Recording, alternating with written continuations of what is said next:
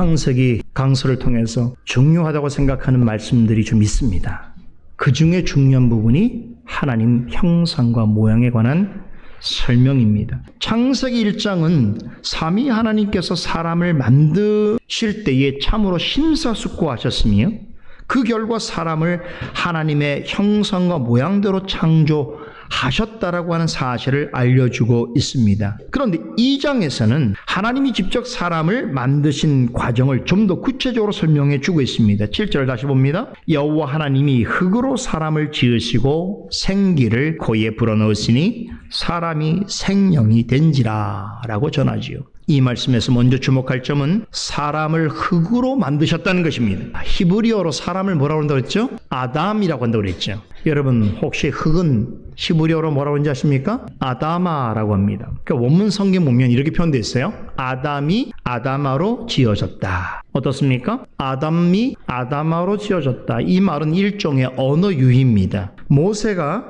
언어 유희를 사용하는 데는 이유가 있습니다. 요즘 말 같으면 라임이에요, 라임. 아담이 아다마로 지어졌다. 여러분, 왜 이런 언어 유희를 모세가 사용하는 것일까요? 아담과 아다마는 실은 같기 때문입니다. 놀랍게도 어원적으로 사람을 뜻하는 아담이라고 하는 말은 흙 또는 땅을 가리키는 아다마에서 유래했습니다. 존재론적으로 사람과 흙은 뗄래야 뗄 수 없습니다.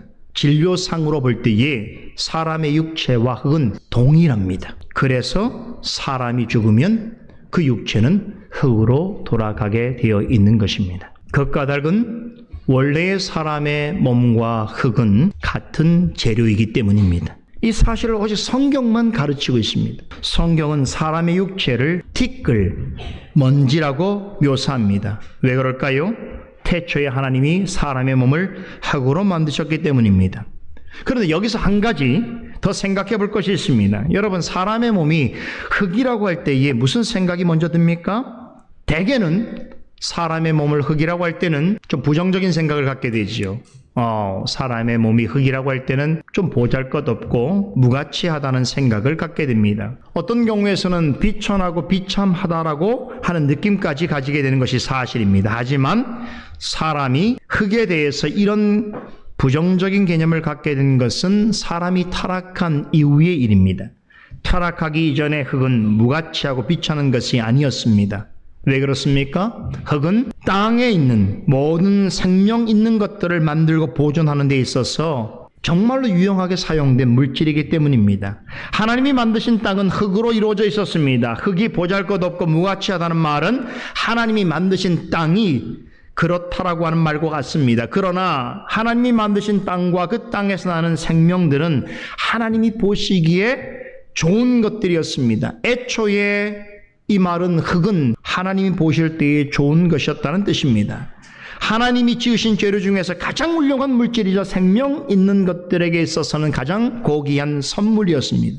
따라서 하나님이 사람을 흙으로 지으셨다고 해서 사람이 창조될 때부터 무가치하고 비천한 존재였던 것처럼 생각하는 것은 잘못된 일입니다. 하나님이 사람을 흙으로 지으신 데는 특별한 목적이 있으셨습니다. 사람은 땅에 살면서 땅에 있는 것들을 관리하고 다스리는 사명을 맡았습니다. 땅에서 왕노릇할 존재로 지음받았습니다. 그렇기 때문에 누구보다도 사람은 땅을 잘 이해해야만 했습니다. 이렇게 땅에 살기에 가장 합당한 존재였기에 땅의 재료인 흙으로 지으셨습니다. 하늘에 계신 하나님에 비한다면 비천하기 이를 데 없지만 흙으로 지음받았어도 땅에서는 가장 존귀한 존재였습니다. 그러나 사람이 타락한 후에는 사람과 함께 땅도 저주를 받았습니다. 타락하기 전에 땅은 하나님이 베풀으신 고귀한 선물이자 존귀한 삶의 터전이었습니다만 사람이 타락한 후에 땅은 가시덤불과 엉겅퀴를 내는 곳으로 바뀌었습니다.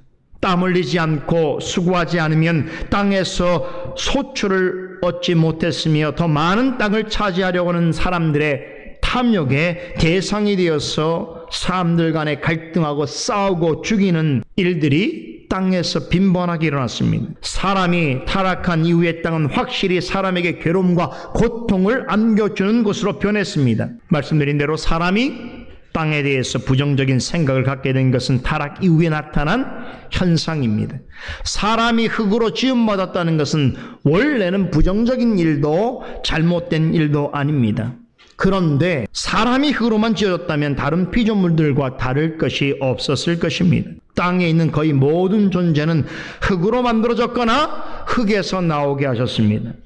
그랬기에 하나님은 흙으로 사람을 지으셨음에도 다르게 창조하셨습니다. 어떻게 하셨지요? 그 코에 생기를 불어넣으셨습니다. 마치 훌륭한 토기장이가 진흙으로 좋은 그릇을 빚듯이 정성을 다하여 사람을 지으셨습니다. 그 때문에 이사야 선지자는 하나님을 가리켜서는 토기장이요 사람을 가리켜서는 진흙이라고 비유했습니다. 하나님은 다른 피조물과 같이 사람 역시 흙으로 지었음에도 불구하고 모든 피조물 위에 하나님의 대리자로서 세우시고 그것들을 다스릴 수 있도록 하시기 위해서 또 나중에는 사람의 몸을 산제물로 하나님께 드리고 사람의 몸조차 하나님이 거하시는 성전이 될 수 있도록 하시기 위해서 아무도 생각할 수 없는 신묘막측한 방법으로 사람의 몸을 형성하게 하셨습니다. 그것은 흙으로 사람을 지으시고 그 안에 직접 생기를 불어넣어 주신 것입니다.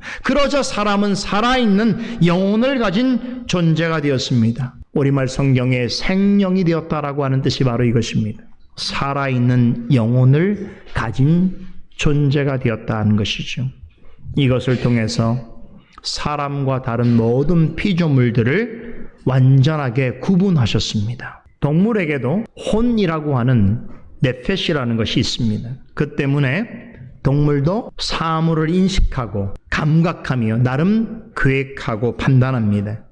그러나 영적 생명을 가진 존재는 사람뿐입니다. 하나님은 흙으로 지으신 사람에게 친히 생명의 혼을 불어넣으셨습니다. 동물은 육체적인 생명을 가진 것만으로 충분하지만 사람은 육체만이 아니라 산 영혼을 가지고 살아가는 영적 존재이기 때문입니다. 하나님이 사람을 영혼을 가진 영적 존재로 지으신 것은 그렇게 해야만 하나님을 알고 하나님과 교제할 수 있기 때문입니다. 동물은 육적인 생명을 가졌지만 영적인 존재일 수 없습니다. 그래서 아무리 사랑스럽고 뛰어난 동물이라도 하나님과 교제할 수 없습니다. 아무리 동물이 진화를 거듭한다고 하더라도 영적인 생명과 영혼을 가진 존재답게 사고하고 행동할 수 없습니다. 하나님께서 직접 생기를 불어넣으신 사람만이 살아있는 영혼을 가진 영적 존재입니다. 사람이 하나님의 형상을 가진 자로서 하나님의 창조 사역을 이해하고 맡겨주신 창조의 위대한 사명을 감당하기 위해서는 반드시 하나님이 주신 영적 생명을 지닌 존재여야만 했습니다. 이처럼 사람으로 하여금 육적인 생명만이 아니라 살아있는 영혼을 가진 존재로서 살아갈 수 있도록 하나님은 사람을 흙으로 지으신 후에 코에 직접 생기를 불어넣으셨습니다. 이 말은 사람의 영혼과 영적인 생명은 오직 하나님의 손안에만 있다는 뜻입니다. 오직 하나님께서 사람의 영혼을 직접 만들어 주시는 것입니다. 그러므로 그 영혼의 소유는 하나님께 있습니다. 그래서 성경에 사람의 죽음을 하나님께서 영혼을 거두어 가신다라고 표현하는 것입니다. 그렇다면 하나님이 흙으로 지으신 사람에게 불어넣으신 생기는 무엇을 의미하는 것일까요? 저는 여기에서 좀 여러 가지 해석들이 있습니다만 제가 존경하고 또 많은 부분 공감하는 헤르만 바빙크 박사의 의견을 저는 동의합니다. 헤르만 바빙크 박사는 타락 전 아담과 하와에게 내주하신 성령이라고 해석합니다. 좀 독특한 해석 같습니다만 저는 이 해석에 동의합니다. 하나님은 모든 피조물 가운데 하나님의 형상을 가진 유일한 존재인 아담과 하와에게도 성령을 선물로 주셨다라는 것입니다. 그들 안에 내주하시는 성령을 통해서 그들은 비로소 하나님 앞에 나아갈 수 있게 되었고 하나님과 영적으로 교제할 수 있게 되었습니다. 사람이 살아있는 영혼을 가지고 하나님을 의식하고 하나님과 교제하며 하나님을 믿고 예배하려면 반드시 성령의 도우심과 인도하심이 있어야 합니다. 이러한 성령의 사역을 거부하고 하나님을 떠나면 어떻게 되는 것인가? 영적으로 죽게 됩니다. 영적 죽음이란 성령을 통해서 이루어지는 하나님과의 교제를 단절하는 것입니다. 아담과 하와가 하나님의 말씀을 불순종하여 타락하였을 때에 즉각적으로 하나님과의 교제가 단절되었습니다. 그들은 육체의 죽음 이전에 영적 죽음을 먼저 경험했습니다. 아담과 하와가 범죄한 이후에 모든 사람도 그들과 같이 영적으로 죽었습니다. 육적으로 살아있더라도 영적으로 죽을 수 있다는 말입니다. 앞으로 아담과 하와의 범죄 사건을 다룰 때 자세히 살펴보겠습니다만 영적 죽음의 원인은 죄입니다. 죄는 즉각적으로 하나님과의 사이를 단절하게 할 만큼 가공할 만한 파괴력을 지니고 있습니다. 그러나 너무나 다행스럽고 감사한 것은 죄로 인한 영적 죽음은 최종적이거나 영원한 것이 아닙니다. 하나님께서 그렇게 만들어주셨어요. 만약에 영적 죽음 자체가 돌이킬 수 없는 최종적인 결과라고 한다면 우리에게는 희망이 없습니다. 그러나 하나님은 죄로 인한 영적인 죽음일지라도 그것이 완전한 최종적 결말이거나 영원한 상태에 이르는 고정적인 것이 아니라고 말씀하십니다. 사도 바울은 에베소서 2장 4절 5절에 이르기를 긍휼이 풍성하신 하나님이 우리를 사랑하신 그 큰 사랑으로 인하여 허물로 죽은 우리를 그리스도와 함께 살리셨다라고 전합니다.